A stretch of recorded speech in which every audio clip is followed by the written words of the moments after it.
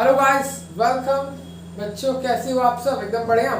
तो यार हमने वैसे तो लास्ट लेक्चर में ये बोला था कि हाँ यार चलो ठीक है, आपका स्ट्रेट लाइन खत्म हो गया। तो बच्चों देखो, आपका अगर आप एनसीईआरटी के अकॉर्डिंग देखोगे ना तो आपका खत्म हो चुका है, समझ पा रहे हो। लेकिन अगर आप कॉम्पिटिटिव जो पेपर्स होते हैं उनके अकॉर्डिंग देखोगे तो नहीं खत्म हुआ है, समझ रहे हो। जैसे जो भी पेपर हो, जेडबल मेंस या फिर कोई भी, एनीवे, ऑलराइट, तो उसमें उस एनसीईआरटी के लेवल से भी ज्यादा होता है बच्चों। क्या आप समझ पा रहे हो? आपके जो बोर्ड एग्जाम तो नहीं होता है 11th में, तो 11th में जो आपका स्कूल एग्जाम उससे हाई लेवल का ही है।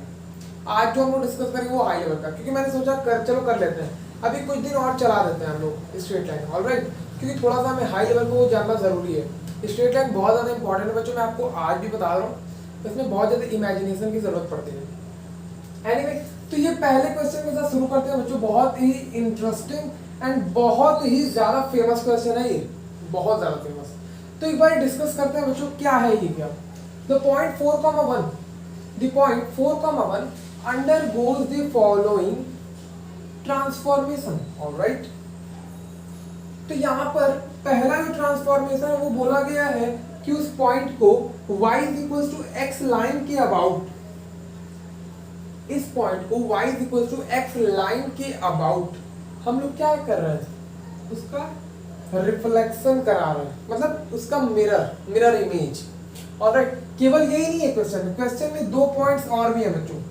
तो पहले धीमे धीमे करेंगे, क्योंकि इतने से कम स्पेस में मैं पूरा लिख नहीं पाता बच्चों, इसीलिए मैंने पहला लिखा। तो पहले सॉल्व करेंगे, जब अपना काम हो जाएगा तो दूसरे लिख लेंगे, दूसरा जब काम हो जाएगा तो उसको इरेज करके तीसरा लिख लेंगे, ऐसा कुछ कर रहे हैं हम लोग। तो देखो यहाँ पर हमें बहुत ही अच्छे तरीके से डायग्राम को बच्चों प्लॉट करना है, तो थोड़ा सा आपको मेरे साथ ध्यान देना होगा बच्चों। यहाँ पे ध्यान दो, यहाँ पे मैं एक कोऑर्डिनेट सिस्टम बना रहा हूँ जो कि आप बचपन से जानते हो। Yes, very good. तो ये हमारा y एक्सिस है, ये हमारा x एक्सिस है, ये तो आप जानते ही हो। और ये लेट अस सपोज बच्चों ओरिजिन को मैं O से डिनोट कर दे रहा हूँ, ओके। तो बच्चों 4,1 पॉइंट है ना, तो यानी आप 4 तक इधर आओगे, 1 कहीं इधर आ जाओगे। लेट अस सपोज यहाँ पर वो कहीं पॉइंट लाई करता है, ठीक है। या फिर और किसके अबाउट में इमेज लोगे बताओ तो जरा, y is equals to x line, तो वो लाइन क्या है, यही तो है ना बच्चों, बताओ तो जरा। यस, अगर 4,1 का मतलब क्या है, ये आप देखो 4,1 कहीं यहाँ होगा, आई होप सो यही होगा, ठीक है। तो इसके अबाउट में आपको इमेज लेना है, थोड़ा अच्छे से करना है, क्योंकि वो बिल्कुल बीचों बीच से जाता है, 45 डिग्री बनाता है बच्चों, ये एंगल 45 डिग्री होता है, ऑलराइट, आप कर भी सकते हो। एनीवे ये देखो, ये पॉइंट लेट अस सपोज बच्चों क्या है, 4,1 है। हमें क्या करना है, इस लाइन जो y इक्वल्स टू x मैंने बनाया है बच्चों, ये क्या है, y इक्वल्स टू x, इस लाइन के अबाउट में मुझे इसका मिरर इमेज लेना है। तो मुझे मिरर इमेज के बारे में क्लास 10th में जो हमने पढ़ा उसका थोड़ा सा नॉलेज है हमें, कि चलो ठीक है, ये है, जितने दूरी पर होगा उतने ही दूरी पर बन जाएगा। तो लेट अस सपोज वो दूरी कहाँ पे है, वो यहीं पर है, ठीक है। तो तुम्हें यही फाइंड करना है, x2, y1, या फिर x1, y1 लिख लो, यहाँ क्या लिख लो, x1, y1, ऑलराइट, ओके। तो इस वैल्यू को कैसे फाइंड करोगे, x1, y1, हमने तो डिस्कस किया है मिरर इमेज, कैसे करोगे। देखो यहाँ मैं सॉल्यूशन इसका डिस्कस कर रहा हूँ बच्चों।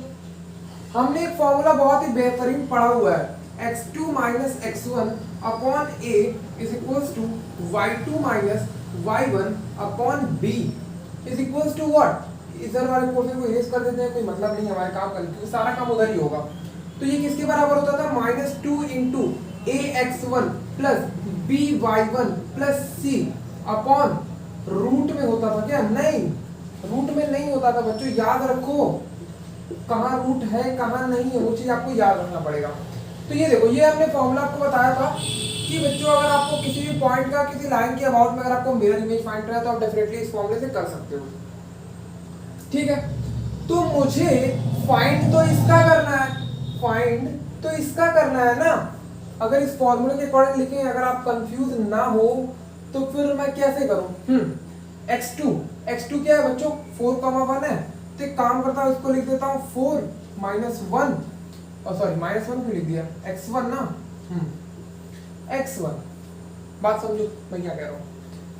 4 वहां पे हमने लिख दिया, माइनस x1 लिख दिया हमने, अच्छा ठीक है सर लिख दिया। अब a की वैल्यू क्या होगी, हम लोग a की वैल्यू क्या लेते थे, वो जो x इक्वल टू वाई है ना, y को इस साइड लेते आओ बच्चों। तो यहाँ पर a क्या है, x का कोएफिशिएंट है, तो यहाँ पर 1 ले लो, ठीक है। और यहाँ पर अगर मैं आपसे पूछूं बच्चों y2 क्या है, y2 अगर आप इसको देख के थोड़ा सा कंफ्यूज हो रहे हो तो डेफिनेटली आप इस तरीके से कर सकते हो, एक काम करो इसको x2 ले लो, नहीं तो आप कंफ्यूज हो जाओगे। x2 y2, तो एक काम हम लोग इस तरीके से कर रहे हैं कि यहाँ x2 माइनस x1 क्या है 4 है, is equals to y2 minus y1 कितना है बच्चों, y1 आपका 1 है, अपॉन y का कोएफिशिएंट यानी b कितना है -1 है, इज इक्वल्स टू -2 इंटू यहाँ पर ax2 कैसे करोगे अब इसको बताओ तो जरा, ax1 x1 y1, तो ये जो आपका पॉइंट है ना बच्चों वही इसमें सेटिस्फाई कराना होता है, बात समझ पा रहे हो, ये जो पॉइंट्स हैं आपके वही इसको सेटिस्फाई कराओ। तो ये इक्वेशन थोड़ी है, हमारा इक्वेशन तो ये है ना, ये जो फॉर्मूला है वो किसके लिए, वो इस लाइन के लिए था, यहाँ पर हमारा लाइन ये है, तो इस लाइन में आप ये पॉइंट को सेटिस्फाई कराते हो। अगर आपको ये बात नहीं समझ में आ रहा है तो मेरे पिछले लेक्चर देख लो बच्चों, उसमें मैंने बहुत ही अच्छे तरीके से आपको बताया हुआ है। तो ये पॉइंट को इसमें सेटिस्फाई जब कराओगे तो आएगा 4 माइनस 1 अपॉन ए स्क्वायर प्लस बी स्क्वायर, तो यहाँ पर तो क्या हो जाएगा ए स्क्वायर 1 स्क्वायर प्लस -1 का स्क्वायर करोगे तो 1 स्क्वायर ही आएगा। अब एक बात बताओ कि कैसे करोगे, अब इतना तो कैलकुलेशन आप कर ही सकते हो, बट फिर भी मैं कर देता हूँ यहाँ पर x2 minus 4 is equals to, इसको मैं क्या लिख सकता हूँ, यहाँ नीचे आएगा 2 आएगा, ऑलराइट, और ये ऊपर से कैंसिल हो जाएगा, फाइनली यहाँ पर बचेगा बच्चों -3 और x2 की वैल्यू कितना आ गया 1 आ गया, ये सर ना ओके, तो x2 की वैल्यू तो 1 आ गई। अब क्या करेंगे सर, अब क्या करेंगे देख लेना बच्चों, y2 की वैल्यू 4 आएगी, अभी मैं आपको दिखाता हूँ सॉल्व करके। देखो अगर मैं ये लिखूं y2 माइनस y1 तो इधर का कैलकुलेशन तो अभी भी -3 आएगा ना, और जब ये माइनस और उसमें इंटू हो जाएगा तो यहाँ पर +3 आ जाएगा। यहाँ पर देखो थोड़ा सा मैंने मिस्टेक कर रहा हूँ, यहाँ पर 1 है, ये अच्छे से नहीं लिखा हूँ क्या मैं, तो यहाँ 1 हो गया, तो यहाँ से बच्चों y2 की वैल्यू क्या कैलकुलेट होगी आ रही है 4, देख लो जरा, एक काम करता हूँ मैं आपको देखता हूँ कि आपको दिख रहा है या फिर नहीं बच्चों, आई होप सो आपको दिख रहा होगा, बिल्कुल बहुत बढ़िया दिख रहा है। तो यहाँ पर बच्चों y2 की वैल्यू कितनी आ रही है 4 आ रही है। अच्छा तो अब आप कई लोग के दिमाग में सर आपको कैसे पता चल गया था कि बिना कैलकुलेट किए 1,4 आ गया। देखो एक ट्रिक है इसमें, क्या ट्रिक है मैं आपको बताता हूँ।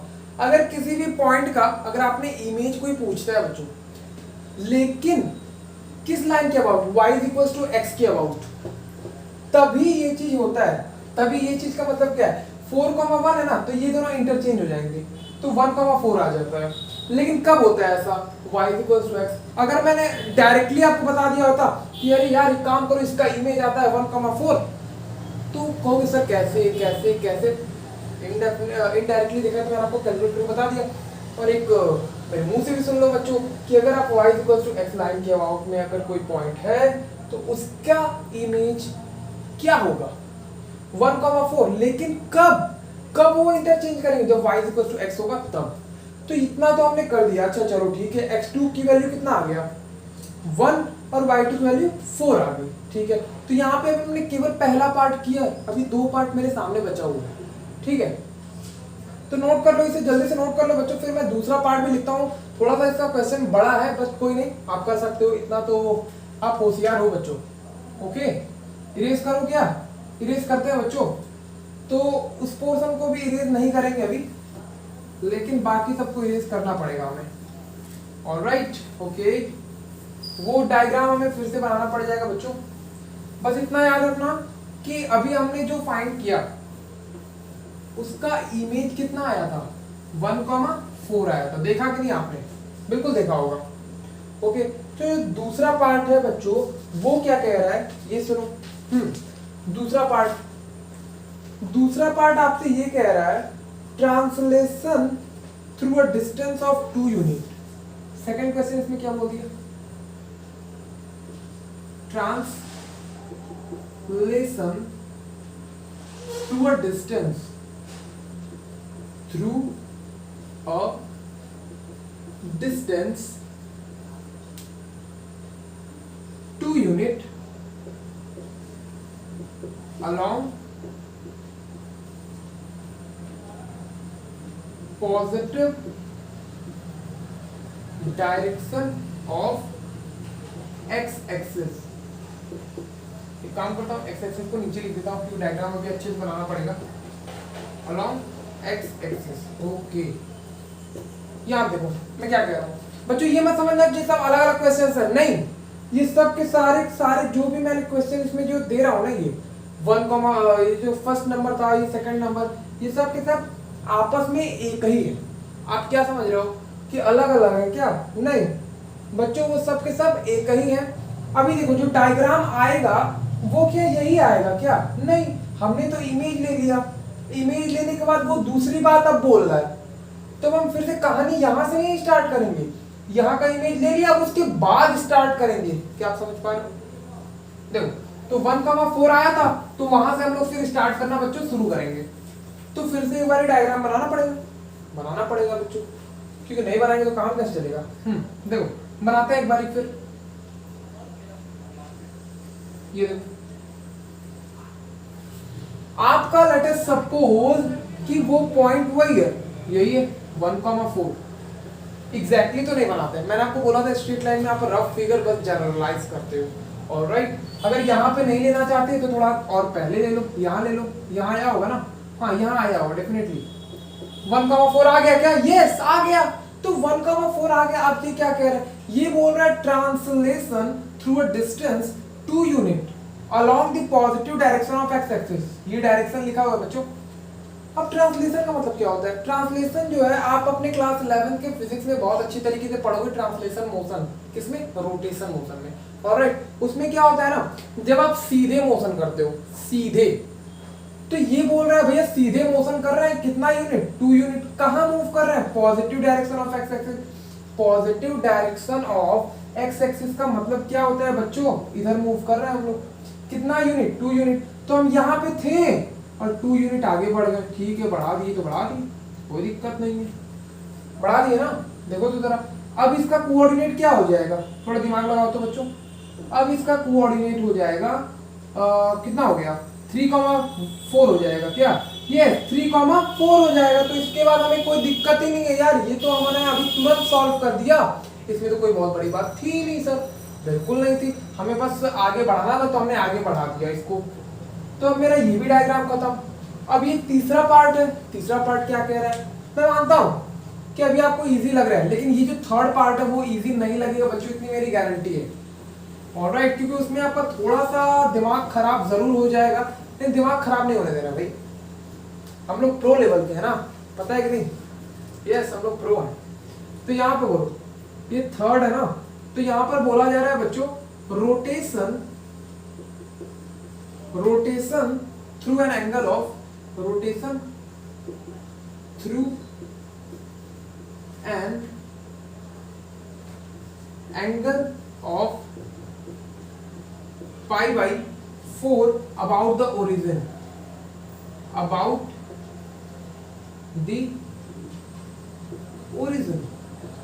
ओरिजिन के अबाउट में हमने रोटेट कर दिया इन एंटी क्लॉकवाइज। इसको आप समझ लेना बच्चों, ये एंटी क्लॉकवाइज है, इस तरीके से होता है ना, in anti clockwise direction. Find the coordinate of the final position. Find the समझ में आ रहा है लिखा हुआ बच्चों मेरे? I am sorry for that. Find the coordinate of final position of final position. Yes, definitely समझ में आ रहा होगा आपको।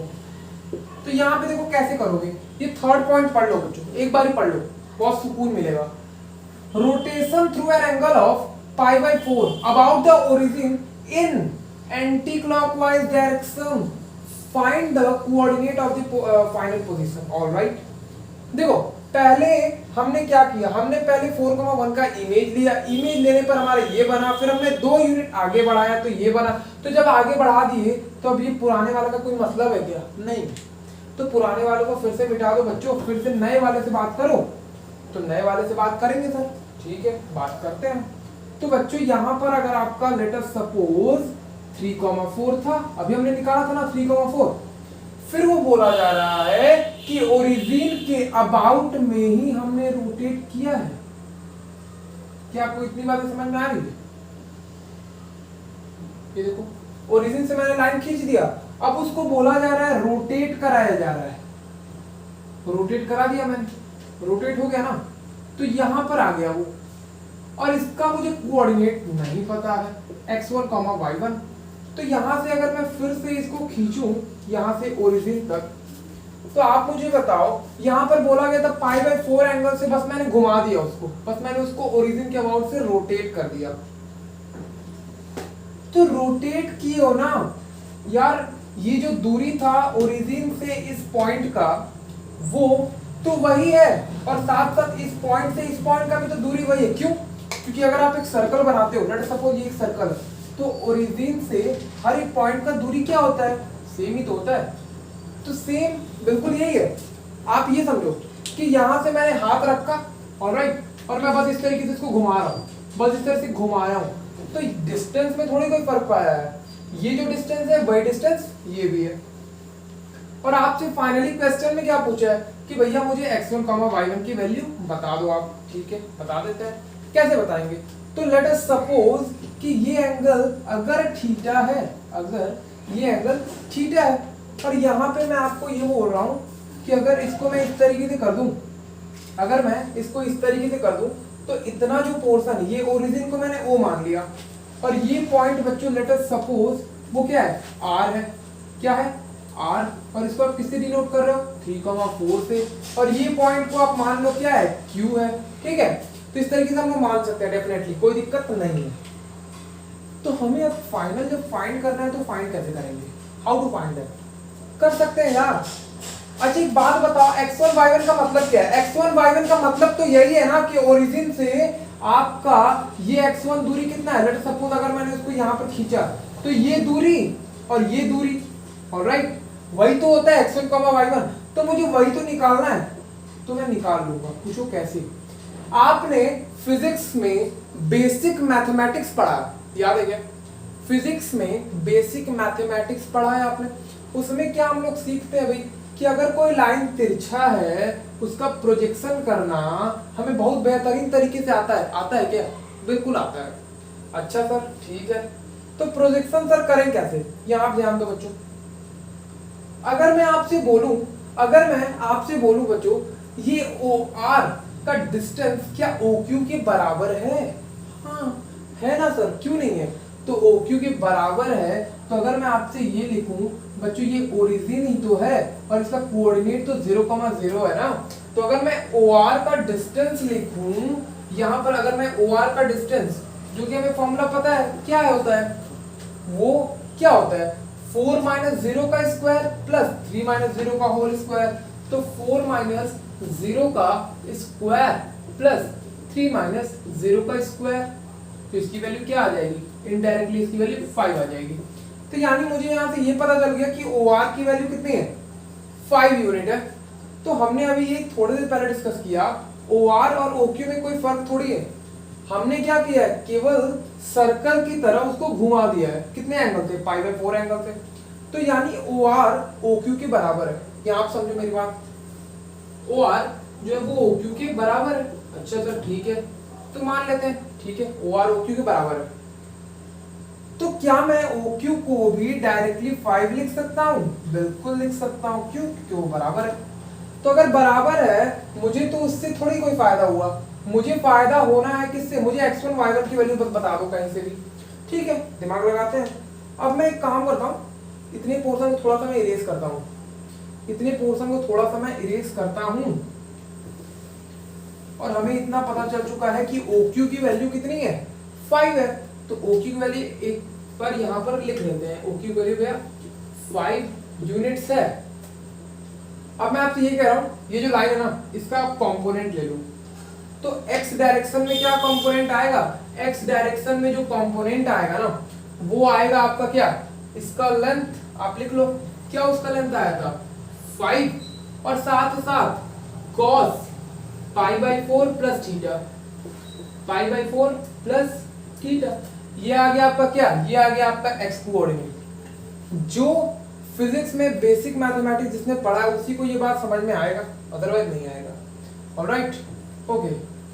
और देखो मैं क्या कह रहा हूं, और जो y कोऑर्डिनेट आएगा ना, y कोऑर्डिनेट, तो यहाँ पर x1 लिख सकते हो आप, और यहाँ पर अगर मैं y1 की बात आपको बताऊं तो y1 की वैल्यू क्या आएगी, तो वो आएगी 5 साइन, और यहाँ पर आ जाता है π/4 प्लस थीटा। चलो ठीक है, तो यानी सर हमें x1 और y1 की वैल्यू पता चल चुकी है, लेकिन फिर भी देखने में अच्छा नहीं लग रहा है। कोई नहीं, अभी दिखने में भी अच्छा हो जाएगा। ये कैसे, हम लोगों ने ट्रिग्नोमेट्री पढ़ चुके हैं, पढ़ा है क्या हमने, बिल्कुल पढ़ा है। तो अगर मैं आपसे ये पूछूं बच्चों, cos of a plus b का फॉर्मूला क्या था, cos of a plus b, तो यहाँ पर a की जगह कौन है, π/4 है, और b की जगह कौन है, थीटा है। तो अगर मैं आपसे बोलूं इसका फॉर्मूला क्या है, तो cos a into cos b minus sine into sine b। तो यहाँ पर cos a means cos π/4 into cos theta, और साथ साथ माइनस साइन, क्या था, cos a into cos b minus sine into sine b। तो यहाँ पर साइन π/4 है, और इंटू में क्या होगा, साइन थीटा होगा। तो जब आप इसको कैलकुलेट करोगे, cos π/4 कितना होता है, 1/√2, और sin π/4 वो भी 1/√2 होता है। तो एक काम करते हैं, cos π/4 plus theta is equals to what, क्या आ जाएगा, जब आप 1/√2 कॉमन ले लोगे ना, तो यहां पर आ जाएगा आपका क्या, cos theta minus sin theta.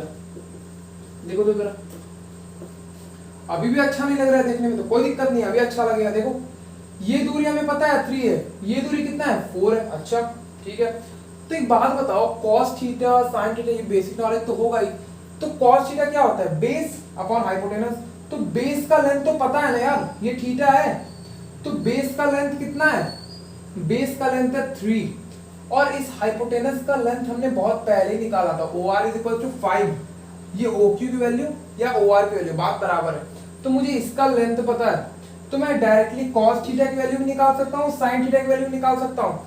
तो बस उसमें पुट अप तो करना है। तो जैसे cos π/4 प्लस थीटा निकाल सकते हो, तो वही क्या है यार, वही तो इसका x कोऑर्डिनेट होगा। x1 का कोऑर्डिनेट तुरंत आ जाएगा, कब, जब आप cos थीटा की वैल्यू पुट करोगे and sin theta. cos theta की वैल्यू क्या पुट करोगे, 3/5, sin थीटा की वैल्यू क्या पुट करोगे, 4/5, तो तुरंत आपका क्या आ जाएगा, x1 कोऑर्डिनेट आ जाएगा।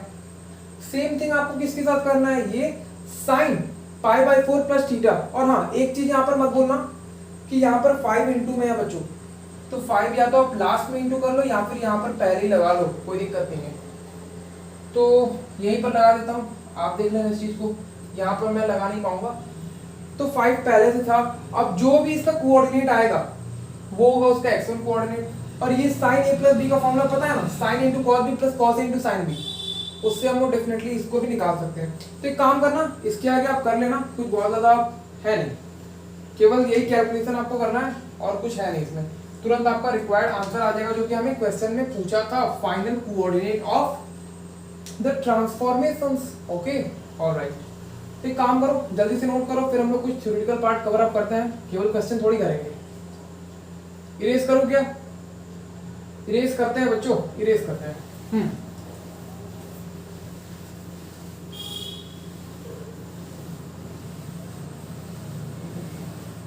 आज हम लोग कुछ ऐसा कुछ पढ़ेंगे जो कि आपके एनसीईआरटी में है ही नहीं, आपके एनसीईआरटी में है ही नहीं बच्चों।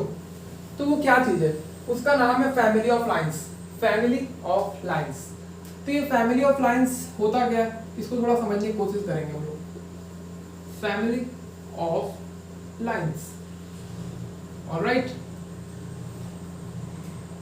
तो पहले थोड़ी इसमें सुन लो मैं क्या कह रहा हूं। देखो, अगर आपके सामने दो लाइंस है, लेट अस सपोज ये एक लाइन है और आपके सामने ये एक लाइन है, और मैं आपको ये बोल रहा हूं कि लेट अस सपोज इस ये जो लाइन है उसको मैं L1 बोल रहा हूँ, और ये जो लाइन है इसको मैं L2 बोल रहा हूँ।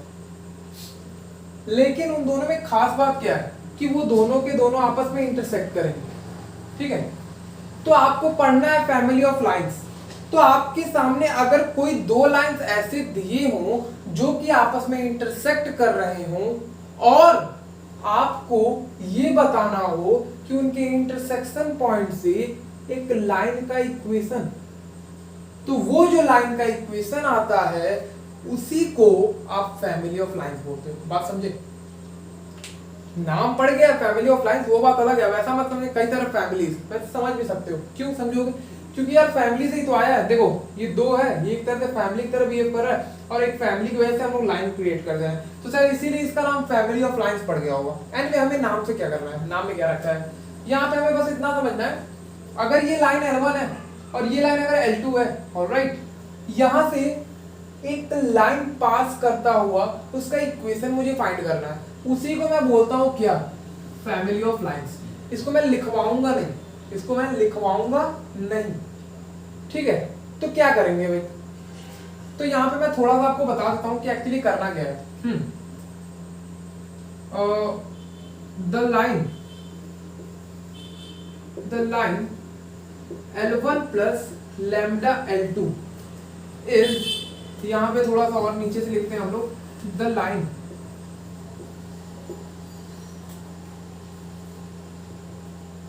L1 plus lambda L2 is family of lines, family of line. मैंने क्या बोला कि काम करो, अगर यहाँ पे ये नहीं लिखा जाता तो मत लिखो। L1 plus lambda L2 is a family of lines. इसका मतलब क्या है, एक्चुअली इसका मतलब क्या है, देखो अगर मैं आपको थोड़ा सा फील दे रहा हूँ, इसका फील थोड़ा सा लो। देखो मैं आपसे ये कह रहा हूँ, लेट अस सपोज ये जिस पॉइंट पर कट कर रहा है ना, वो पॉइंट अगर x1, y1 है, ऑलराइट, ओके। तो मैंने आपको बहुत ही पहले बता चुका हूँ, अगर कोई लाइन है उस पे लाई करने वाला अगर कोई पॉइंट आपको पता है, तो डेफिनेटली वो पॉइंट उस लाइन को सेटिस्फाई करेगा। यस और no? Okay okay sir, satisfy करेगा। तो अगर मैं आपसे ये पूछूं क्या ये पॉइंट L1 को सेटिस्फाई करेगा? बिल्कुल करेगा। क्या ये पॉइंट L2 को सेटिस्फाई करेगा? बिल्कुल करेगा। अब मैं आपसे पूछूं ये जो लाइन बनेगा क्या वो सेटिस्फाई करेगा? बिल्कुल करेगा। क्यों? क्योंकि यार उसके इंटरसेक्शन पॉइंट से ही तो पास कर रहा है। अब कई लोग के दिमाग में आ रहा हो सर ये क्या लिख दिया, L1 प्लस लैम्बडा L2। अभी समझ में आ जाएगा। देखो मुझे बस दिमाग में अगर मुझे लाना है उसका इक्वेशन, तो मेरे दिमाग में केवल एक ही बात चल रहा है कि जो उसका इंटरसेक्शन पॉइंट है वो उसको सेटिस्फाई करेगा। मुझे केवल इसके बारे में नॉलेज है, और कुछ मैंने उस लाइन के बारे में नहीं जानता, ना मैं उसका स्लोप जानता हूँ ना कुछ जानता हूँ, बस ये जानता हूँ कि वो उसके इंटरसेक्शन पॉइंट से ही पास करेगा। ये सब ओके। तो जब इंटरसेक्शन पॉइंट से पास करेगा तो वो पॉइंट उस लाइन को सेटिस्फाई भी करेगा। तो अगर मैं आपसे पूछूं बच्चों क्या x1, y1 इस लाइन को सेटिस्फाई करेगा, तो कई लोग इसी में होंगे जो बोलेंगे हाँ, और कई लोग बोलेंगे ना। तो जो हाँ बोल रहे हैं ना वो बिल्कुल सही बोल रहे हैं। कैसे कैसे? अगर मैं आपसे बोलूं यार ये L1 है, अभी आपने थोड़ी देर बोला कि सर L1 जो है ना वो सेटिस्फाई करेगा, L2 जो है वो सेटिस्फाई करेगा। तो अगर मैं आपसे बोलूं सेटिस्फाई करने का मतलब क्या है, L1 की वैल्यू डायरेक्टली 0 आ जाएगी। जब आप x1 y1 डालोगे, x1 y1 डालोगे तो L2 वैल्यू क्या आ जाएगी, 0 आ जाएगी। ये सब ओके।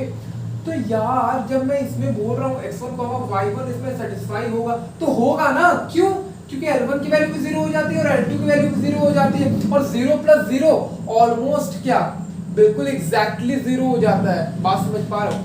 यानी जिस चीज के बारे में मुझे पता था कि चलो ठीक है भाई ऐसा कुछ हमारे सामने दिया हुआ है कि हाँ भाई उसके इंटरसेक्शन पॉइंट से पास कर रहा है, और मुझे एक लाइन का उस लाइन का इक्वेशन बताना है, तो कैसे बताऊंगा? मुझे L1 प्लस लैम्बडा L2 करना है, मुझे यही नॉलेज था, मैं उससे यही बना सकता था। इसीलिए शायद इसका नाम फैमिली ऑफ लाइन पड़ा। क्यों? क्योंकि इस लाइन को बनाने के लिए कौन कौन मदद कर रहा है? दो लाइंस मदद कर रहे हैं, और मदद कौन करता है? फैमिली तो करता है। ये बेसिक नॉलेज आप ले सकते हो। ऑलराइट, पढ़ाई को थोड़ा सा इंटरेस्टिंग करते हैं हम लोग। अभी देखो क्या आपको इतनी बातें समझ में आ गई बच्चों? और रही बात इस लाइन की, कई लोग के दिमाग में चल रहा है सर ये लैम्बडा क्या है, लैम्बडा क्या है, लैम्बडा क्या है। सर ये बच्चों ये कांस्टेंट है, ये लैम्बडा एक कांस्टेंट की तरह बिहेव कर रहा है। अब कई लोग के दिमाग में सर ये लैम्बडा हम लोग फाइंड कैसे करेंगे। तो याद करो जब मैंने आपको एक ऐसा चीज पढ़ाया था, अगर आपके सामने इस लाइन का इक्वेशन आपको पता है, late us suppose ax plus by plus c is equal to 0, तो अगर मैं आपसे बोलता था बच्चों इस लाइन का इक्वेशन बता दो, तो ax plus by सर वही रहता था, लेकिन लैम्बडा हम लोग लिखते थे। लेकिन फाइनली लैम्बडा निकालते तो थे ना कहीं से भी, पता है ना, निकाले तो थे ना कहीं से भी, तो निकाले थे। तो सेम हम लोग ऐसा भी कुछ इसमें भी करते हैं और लैम्बडा की वैल्यू निकाली थी। अच्छा इस पे क्वेश्चन मैंने कराया था कि नहीं, अगर नहीं कराया होगा तो डेफिनेटली आपको करा दूंगा। ऑलराइट, पहले इतना लिख लो। इतना अगर आपने लिख लिया हो बच्चों तो फिर एक काम करते हैं, थोड़ा सा हम लोग आगे बढ़ते हैं। इस लाइन को आप एक एल डाल दो। जब आप एल बोलोगे तो ये किसको रिप्रेजेंट कर रहा है, एल को। तो ऐसे ही हमें नोट्स बनाना है, कोई बहुत ज्यादा लिखना नहीं करना है हमें बस समझने, कंसेप्ट समझने से मतलब है हमें। नोट हो गया क्या? आई होप आप सबने नोट कर लिया होगा बच्चों। फिर अब हम लोग क्या करें, दो क्वेश्चन पहले करते हैं। पहले दो क्वेश्चन करेंगे, अगर टाइम बचा तो उसका थोड़ा सा और थ्योरेटिकल पार्ट मैं आपको पढ़ाना तो चाह रहा हूँ, लेकिन अगर मेरे पास टाइम बचा तो जरूर बता दूंगा, नहीं बचा तो बात अलग है। देख लो भाई क्वेश्चन क्या कह रहा है, बहुत इंटरेस्टिंग क्वेश्चन है वैसे वो।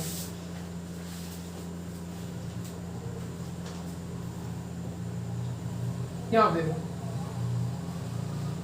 the family of lines, the family of lines, यहाँ पे क्या है, x into A plus 2b plus y into A plus 3b is equals to a plus b।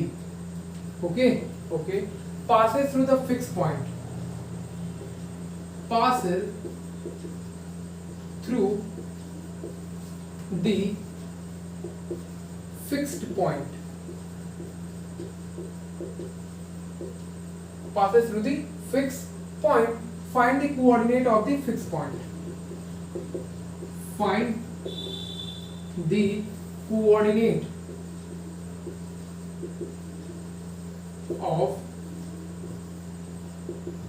fixed point। एक बार इसको समझने की कोशिश करो, बहुत अच्छा क्वेश्चन है वैसे ये, लेकिन बहुत ज्यादा इजी भी है। The family of lines, the family of lines, आपको ये क्वेश्चन में बोल दिया कि ये क्या है, ये फैमिली ऑफ लाइंस है। फैमिली ऑफ लाइंस का मतलब क्या है बच्चों, ये दो लाइंस का इंटरसेक्ट कर रहे होंगे, उससे पास होने वाला एक लाइन, यहाँ लाइन का इक्वेशन हमें दिया हुआ है। ठीक है, इतना बेसिक नॉलेज अपने दिमाग में रखो, कोई दिक्कत नहीं होगा क्वेश्चन में। The family of lines this passes through the fixed point, वो किसी फिक्स्ड पॉइंट से पास कर रहा है। तो कहो सर वो फिक्स्ड पॉइंट क्या होता है, याद करो यार, अभी तो बताया था कि ये दो लाइंस अगर इंटरसेक्ट कर रहे हैं तो यही तो वो फिक्स्ड पॉइंट है, तो इनडायरेक्टली आपको यही वो फिक्स्ड पॉइंट बताना है। Passes through the fixed point, family of lines अगर आपको थोड़ा सा गौर करो ना, तो फैमिली ऑफ लाइंस से कहोगे आप कि इन तीनों को मिला के कहते हैं, कुछ भी समझ लो यार, या तो आप इसको बोल दो या तो आप इन तीनों को बोल सकते हो, इन तीनों को बोल सकते हो, कोई दिक्कत नहीं। एनीवे ये देखो, the family of lines passes through the fixed point, जैसे कि इसमें कंफ्यूजन आपको शायद थोड़ा हो रहा होगा, passes through the fixed point, ये तो पास कर ही रहा है, तो ये family of lines, family of lines इस तरीके से आप सोच सकते हो, फैमिली मतलब कई सारे लोग, कई सारे लाइंस, ये तीनों लाइंस किसी फिक्स पॉइंट से पास कर रहे हैं ना, तो उसी फिक्स पॉइंट का हमें कोऑर्डिनेट बताना है। तो कैसे बताओगे, अगर जो दिया हुआ है उसको मैं थोड़ा गौर करूं, x इंटू ए plus 2b plus y into ए प्लस 3b यहाँ पर लिखूं और इक्वल्स करके a प्लस बी लिखूं, तो मुझे इतना तो पता है कि ये किसी एक लाइन का इक्वेशन है। लेकिन अगर मैं इस x वाले टर्म को ब्रेक करूं, तब देखो यहाँ पर क्या बनेगा, ax plus 2bx plus ay plus 3by minus a minus b is equals to 0। Alright, तो अगर मैं आपसे ये कहूं बच्चों कि यहाँ ax और कोई भी y वाले ले लो, जैसे कि अगर आप ये लेते हो और भी कोई ले लो, कोई भी ले सकते हो, यहाँ पर कौन सा लेना चाह रहे हो, एक काम करता हूँ ax प्लस by ले लेता हूँ, ax plus 3by minus minus क्या करोगे, माइनस b कर लो या फिर a कर लो, a कर लो, कुछ भी कर सकते हो यहाँ पर। और यहाँ पर फिर प्लस लिख दो। लेकिन आपको कुछ ऐसा करना है ना कि ए कॉमन भी आ जाए, हर चीज में से ए कॉमन आ जाए। तो एक काम करते हैं, यहाँ पर कुछ अच्छा सा लिखते हैं। क्या लिखोगे यहाँ पर, देखो तो जरा। अगर मैं आपको बोलूं इसको और इसको आप एक साथ लिखो, तो यहाँ से ए कॉमन आएगा क्या? यस। तो यहाँ पे क्या बन जाएगा? x plus Y minus 1। और यहाँ पर अगर मैं प्लस लिखूं और इसमें से ये, और क्या आ गया ये, और क्या चीज आ रहा है देखो तो जरा, ये b वाला टर्म, ये b वाला टर्म और ये b वाला टर्म, ये नहीं। तो यहाँ से अगर मैं b को कॉमन ले लूं तो यहाँ पर आ जाएगा क्या? 2x plus 3y minus 1 is equal to 0। Alright. तो अगर मैं आपसे ये पूछूं कि ये क्या है, ये जो इतना ब्रैकेट में है, ये जो इतना ब्रैकेट में, वो एक्चुअली है क्या? तो ध्यान से देखो, वो इक्वेशन ऑफ लाइन है, वो लाइंस का इक्वेशन है। तो अगर मैं इसको थोड़ा और अच्छी तरीके से लिखूं ना, तो आपको रियलिटी बताऊं तो आपको दिखने लग जाएगा। मैं यहाँ से क्या कर रहा हूँ, a कॉमन ले रहा हूँ, तो x प्लस वाई माइनस 1। जब मैंने a को कॉमन लिया तो b अपॉन a हो गया, और इनटू में क्या हो गया? 2x plus 3y minus 1 is equals to 0। देखा? अब अगर आप इसको कंपेयर करो with this L1 plus lambda L2, compare करो तो कंपेरेबल है क्या? बिल्कुल। यहाँ पे एक लाइन है, हाँ है। लैम्बडा की जगह कौन है? b बाई ए है। b बाई ए क्या है? वो कांस्टेंट है। और L2 जो दिख रहा है। तो इस तरीके से आपको कुछ मैनिपुलेशंस करने पड़ते हैं। ऑलराइट। तो हमें दो लाइंस आ गए ना। ऑलराइट। तो एक बात बताओ, ये L1 क्या ये है? हाँ। L2 क्या है? ये है। हाँ। तो एक बात बताओ, क्या मैं यहाँ पर लिख सकता हूँ कि सर L1 तो क्या होगा? x plus Y minus 1 is equal to 0। Yes. और अगर मैं आपसे पूछूं L2 क्या होगा? 2x plus 3y minus 1, 2x plus 3y minus 1 is equal to 0। ठीक है। लेकिन हमें ये थोड़ी फाइंड करना था, हमें क्या फाइंड करना है? हमें वो फाइंड करना है जहां पर फैमिली ऑफ लाइंस किसी फिक्स पॉइंट से पास कर रहा है, उस फिक्स पॉइंट का कोऑर्डिनेट बताना है। देखो, फैमिली ऑफ लाइंस पे कंफ्यूज मत हो। फैमिली ऑफ लाइंस का मतलब है कि ये देखो, एक लाइन, दो लाइन, तीन लाइन, तीन लाइन है ना, ज्यादा है ना, लाइन ज्यादा है ना, इसीलिए उसको फैमिली ऑफ लाइंस बोलते हैं। ऐसा आप कह सकते हो। अगर आप इसको मत समझो, इस तरीके से मत समझो कि जो लाइन वो निकालते हैं वो फैमिली ऑफ लाइन है, नहीं। आप इस तरीके से समझो कि एक नहीं, तीन लाइंस पास कर रहे हैं किसी फिक्स पॉइंट से, तो उसको हम लोग बोलते हैं फैमिली ऑफ लाइन। इस तरीके से समझो, ठीक है। तो हमें वही फिक्स पॉइंट बताना है। तो अगर मैं आपसे बोल रहा था ना कि बच्चों, अगर ये L1 है, ये आपका L2 है, और यही फिक्स पॉइंट है, वो आपको फाइंड करना है, तो कोई दिक्कत ही नहीं है। अब तो हमें केवल इंटरसेक्शन पॉइंट निकालेंगे, तुरंत हमारा आंसर आ जाएगा। तो इंटरसेक्शन पॉइंट तो निकालने आता है ना आपको, इतना तो मैं आपसे आशा कर सकता हूँ। आई होप तो बस इंटरसेक्शन पॉइंट निकालो, और तो कुछ करना ही नहीं है। और कुछ करना है क्या? लेकिन उससे पहले एक चीज ध्यान रखना, तो आपको पहले ही मान लो कि यहाँ पर ये इसका कोऑर्डिनेट क्या है? x1, y1 है। तो अगर मैं आपसे ये बोलूं, क्या x1, y1 L1 को सेटिस्फाई करेगा? हाँ। तो L1 में पुट कर देना पहले। फिर x1, y1 L2 को सेटिस्फाई करेगा? हाँ करेगा, तो L2 में पुट कर देना, और उसके दोनों को कैलकुलेट कर लेना, x1, y1 आ जाएगा, कोई दिक्कत नहीं होगा। बात समझ पा रहे हो? ओके। तो इसे जल्दी से नोट कर लो, फिर और भी कुछ क्वेश्चंस करेंगे, या फिर एक काम करता हूँ, थ्योरेटिकल पार्ट बता देता हूँ, बाकी क्वेश्चन हम लोग कल के लेक्चर में कर लेंगे। तो इरेज करें क्या? इरेज करते हैं, फिर और भी कुछ बेहतरीन से क्वेश्चन करते हैं, या फिर थ्योरेटिकल पार्ट आपको बता देता हूँ, कल के लेक्चर भी क्वेश्चन कर लूंगा। आज आपको होमवर्क भी मैं देने वाला हूँ, तो होमवर्क लेके ही आना यार, वैसे ही मैं चले जाना। तो थ्योरेटिकल पार्ट का क्या नेम है भाई? क्या नेम है बताऊं? Angle bisector, angle bisector between two lines. यहाँ पे लिख लो बच्चों, angle bisector between two lines. Angle bisector between two lines, दो लाइंस के बीच में एंगल बाइसेक्टर है। ओके। अच्छा, देखो यहाँ पर एक्चुअली होता क्या है, कुछ इस तरीके का होता है ये।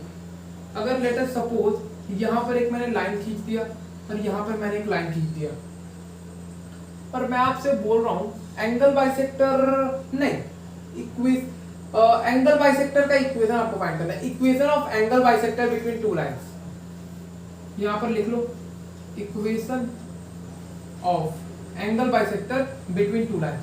ये लेट अस सपोज इसको मैं L1 बोल रहा हूँ और इसको मैं क्या बोल रहा हूँ, L2 बोल रहा हूँ। मैं आपसे ये बोल रहा हूँ कि बच्चों इसका आप एंगल बाइसेक्टर बना दो, एंगल बाइसेक्टर का बनाने के बाद उसका इक्वेशन मुझे बता दो। तो एंगल बाइसेक्टर का मतलब ये होता है ना कि एक ऐसा लाइन बनाओ जो कि इसे पास करे और साथ साथ इसको इक्वल पार्ट में डिवाइड भी करे।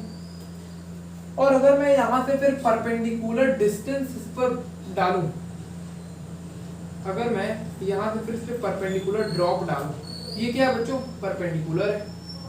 और अभी अभी हमने बोला ये एंगल बराबर है। ध्यान से सुनना, मेरी बात सुनो।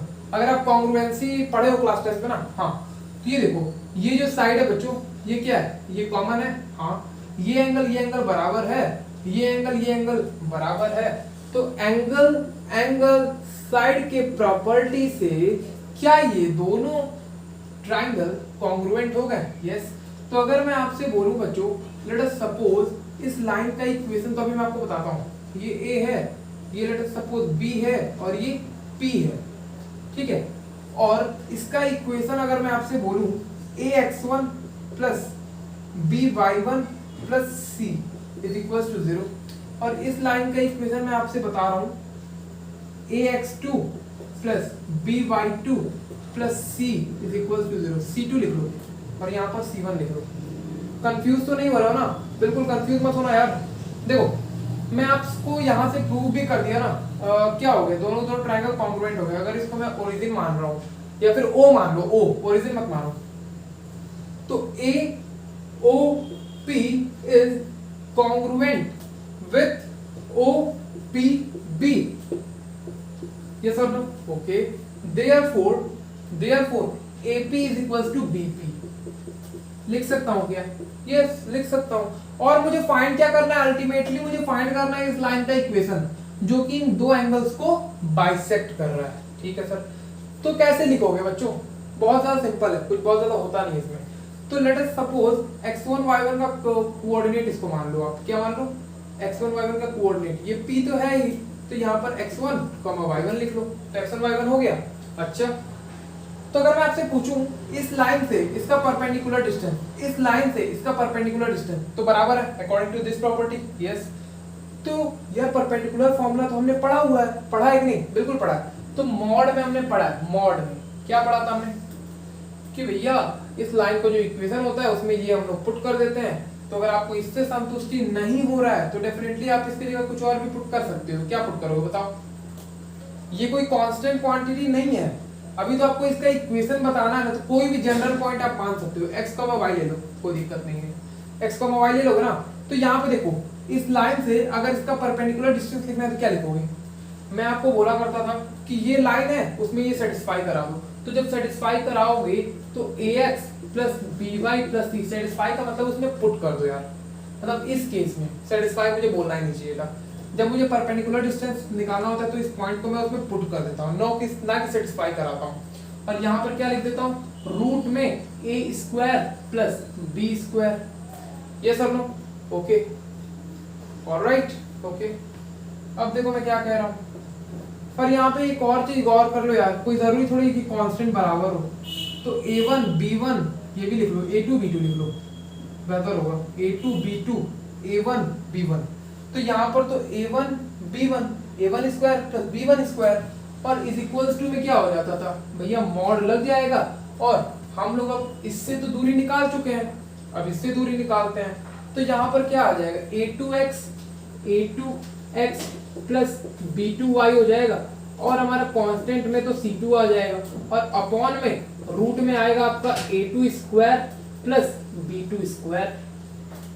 तो आपने मॉड में पढ़ा हुआ है कि अगर मॉड हटाओगे तो प्लस माइनस आता है। तो एक काम करता हूं, मैं दोनों जगह से मॉड हटा देता हूं। अगर आपने नहीं याद है तो कोई दिक्कत नहीं है, हम यहाँ पर डायरेक्टली प्लस माइनस लगा देते हैं। लेकिन जिन्होंने मॉड प्रॉपर्टी पढ़ा हुआ है उसके लिए कोई दिक्कत नहीं है इसमें। देख लो भाई, कुछ बहुत ज्यादा टिपिकल था नहीं, बहुत ज्यादा सिंपल क्वेश्चन था, सिंपल थ्योरी था। बस हमने क्या किया, कॉन्ग्रुएंसी का थोड़ा सा इस्तेमाल करके हमने यहाँ से और यहाँ से परपेंडिकुलर डिस्टेंस निकाल दिया, x y कोई भी पॉइंट हमने एज्यूम करके कुछ अपना काम बना लिया। और ये जो भी आएगा ना वो इस लाइन का इक्वेशन आएगा। तो कितना बुद्धि लगा करके जिन लोगों ने बनाया होगा, हमें तो केवल पढ़ने को मिल रहा है। एनीवे पढ़ते हैं इसे, देख लो भाई, जल्दी समझ लो इसे। कोई बहुत ज़्यादा टिपिकल इसमें कुछ था नहीं, बस परपेंडिकुलर डिस्टेंस लिख दिया और मॉड का प्रॉपर्टी इस्तेमाल करते हुए हमने यहाँ पर प्लस माइनस को लगा दिया है। ओके ऑल राइट, नोट कर लिया क्या? अब कई लोग के दिमाग में आ रहा, सर क्या दोनों साइन का इस्तेमाल करेंगे? नहीं, दोनों साइन का इस्तेमाल नहीं करते हैं। अभी मैं आपको उसका भी थोड़ा सा आपको बता देता हूँ कि आप क्या करते हो एक्चुअली इसमें आप करते क्या हो, मैं भी आपको बता देता हूँ। पहले नोट कर लो, नोट कर लिया क्या आप सबने?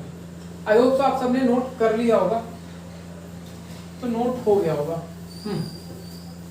अब यहाँ पे देखो मैं आपसे क्या बोल रहा हूँ,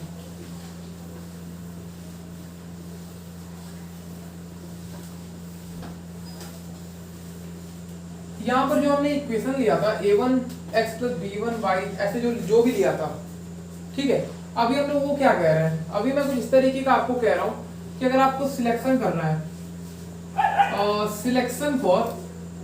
सिलेक्शन ऑफ प्लस और माइनस साइन, आपको प्लस और माइनस साइन कब सिलेक्ट करना है, क्या सिलेक्ट करना है, यहाँ पर लिख लो। पहला, अगर a1 into a2 plus b1 into b2 वो ग्रेटर देन 0 आता है, ठीक है। और सेकंड केस ये ले लो, अगर a1 into a2 plus b1 into b2 अगर वो लेस देन 0 आता है। पहले इतना समझ लो कि दो लाइन से आपस में इंटरसेक्ट कर रहे हैं, तो लेट अस सपोज कोई बाइसेक्ट कर रहा है इस तरीके से, हो सकता है वो बाइसेक्टर क्या हो, वो एक्यूट एंगल में बाइसेक्ट कर रहा हो सकता है कि वो ऑब्ट्यूज एंगल में बाइसेक्ट कर रहा है, कुछ भी हो सकता है ना। ऑब्ट्यूज और एक्यूट कहने का मेनली मेरा मतलब यही है कि वो किसी तरीके से कट कर सकता है, या तो एक्यूट में कट कर सकता है या तो ऑब्ट्यूज में कट कर सकता है। जैसे कि अगर मैं इस लाइन को लूं, इस लाइन को अगर मैं लूं, ठीक है, ये भी तो लाइन है, तो अगर मैं आपसे ये कहूं बच्चों यहाँ से पास करने वाले की ये लाइन है, तो एक बात बताओ, ये क्या 90 ज्यादा नहीं है? 90 ज्यादा है तो ऑब्ट्यूज है। तो यानी जब हमारा ऑब्ट्यूज का केस और एक्यूट का केस दोनों हमें डिस्कस करना पड़ जाएगा यहाँ पर, तो वही डिस्कशन कर रहे हैं हम लोग। जब भी हमारा a1 into a2 plus b1 into b2, और वो a1 इंटू क्या था, वो x1 y1 और x2 y2 के कोएफिशिएंट्स थे। तो यहाँ पर ऊपर एक और पॉइंट यहाँ पर लिख लो, एक्यूट के लिए और ऑब्ट्यूज के लिए, एक्यूट एंड ऑब्ट्यूज। तो जब भी आपका a1 a2 plus b1 b2 वो ग्रेटर देन 0, तो तुरंत आपके दिमाग में आना चाहिए भैया ग्रेटर देन 0 है, ऑब्ट्यूज के बारे में सोचेंगे तो हम लोग ऑब्ट्यूज के लिए जब सॉल्व करेंगे, ऑब्ट्यूज एंगल बाइसेक्टर का जब हमें इक्वेशन लिखना होगा तो हम लोग प्लस साइन इस्तेमाल करेंगे। और अगर ये जो ग्रेटर है और आपको क्वेश्चन में बोले कि आप एक्यूट एंगल बाइसेक्टर को बताओ, तो आप तुरंत कहोगे सर इसमें हम लोग नेगेटिव साइन का इस्तेमाल करेंगे। लेकिन अगर a1 a2 plus b1 b2 वो लेस देन 0 है, मतलब नेगेटिव है, तो तुरंत आप सोचोगे ऑब्ट्यूज एंगल पे सर मैं जाऊंगा और मैं क्या करूंगा, ऑब्ट्यूज एंगल में मैं नेगेटिव साइन ले लूंगा और क्या करूंगा, जब उसमें नेगेटिव तो उसका अपोजिट यहां पर लो पॉजिटिव। यही तो करेंगे, बिल्कुल यही करेंगे, कोई दिक्कत नहीं है इसमें। Are you able to understand that? I hope so, I hope you all are getting this. बच्चों समझ पा रहे हो, कुछ बहुत ज्यादा टिपिकल बातें नहीं बता रहा हूं। ये क्या है, ये x और y के कोएफिशिएंट ही तो है, ये x का कोएफिशिएंट, ये भी x का कोएफिशिएंट था, ये y का कोएफिशिएंट, ये भी y का कोएफिशिएंट था, दोनों लाइंस जो आपस में इंटरसेक्ट कर रहे हैं, तो उन्हीं का बात कर रहे हैं। जब आपका पॉजिटिव है तो आप एक्यूट को मत याद करो, आप ऑब्ट्यूज को याद करो। आपको ये क्वेश्चन में बोलेगा कि आपको कौन सा एंगल बाइसेक्टर फाइंड करना है, जैसे कि हो सकता है वो आपको बोलेगा कि ऑब्ट्यूज एंगल बाइसेक्टर फाइंड करो, अगर वो बोलेगा एक्यूट एंगल बाइसेक्टर फाइंड करो, तो आप ये कंडीशन याद रखो। लेकिन इसमें एक और सिचुएशन होता है कि ये सब करने से पहले, ये जो आप कैलकुलेट करोगे ना, इन सब को कैलकुलेट करने से पहले यहां पर एक नोट लिख लो, बहुत ज्यादा important, make positive the constant term. जो कांस्टेंट टर्म है ना उसको आपको क्या करना है, आपको वहां पे उसको पॉजिटिव बना देना है। अगर वो नेगेटिव है तो उसको पहले हम नेगेटिव से मल्टीप्लाई करके पॉजिटिव बनाओ, उसके बाद ही आप ये सब अप्लाई करोगे। आफ्टर दैट, इसके बाद आप ये करोगे। समझ पा रहे हो? आई होप आप समझ पा रहे हो। अब एक काम करता हूँ, ये सेशन को हम लोग यहीं पर एंड करेंगे। कुछ क्वेश्चन मैं आपको दे देता हूँ होमवर्क के लिए, नोट कर लो इसे जल्दी से। एक क्वेश्चन मैं आपको होमवर्क दे देता हूँ बच्चों। एक क्वेश्चन आपको होमवर्क में दे देता हूँ मैं। नोट कर लिया क्या? आई होप तो आप सबने नोट कर लिया होगा बच्चों। अब देखो क्या मैं क्वेश्चन दे रहा हूँ।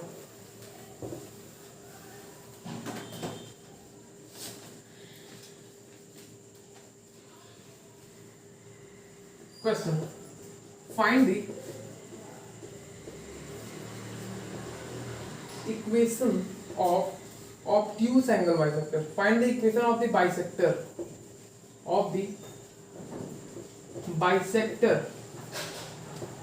of obtuse angle.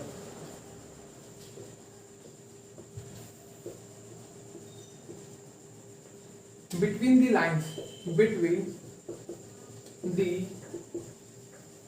lines 3x minus 4y plus 7 and 12x plus 5y minus 2 is equals to 0. तो देख लो भाई, कुछ बहुत टिपिकल नहीं है, एक बार क्वेश्चन पढ़ लो। Find the equation of the bisector, find the equation of the bisector of the obtuse angle.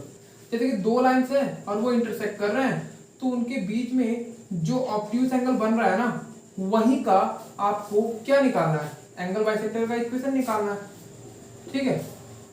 और वो किन लाइन के बीच का आपको एंगल बाइसेक्टर निकालना है? ये एक लाइन है और ये एक लाइन है। अभी मैंने एक फॉर्मूला बता दिया है ऑब्ट्यूज के लिए। आपको क्या करना है, पहले यहाँ देखो, ये निगेटिव साइन है ना, इसको पहले पॉजिटिव बनाना। उसके बाद हम लोग a1 b1 या फिर a1 a2 plus b1 b2 हम लोग कैलकुलेट करेंगे। उसके बाद कुछ सोचेंगे हम लोग इसमें। ऑलराइट, ओके, फिर इस तरह हम लोग यहीं पर एंड करते हैं। इसका एक काम करो, आप स्क्रीनशॉट ले लो बच्चों। ऑलराइट, तो पढ़ाई करते रहें। All the very best.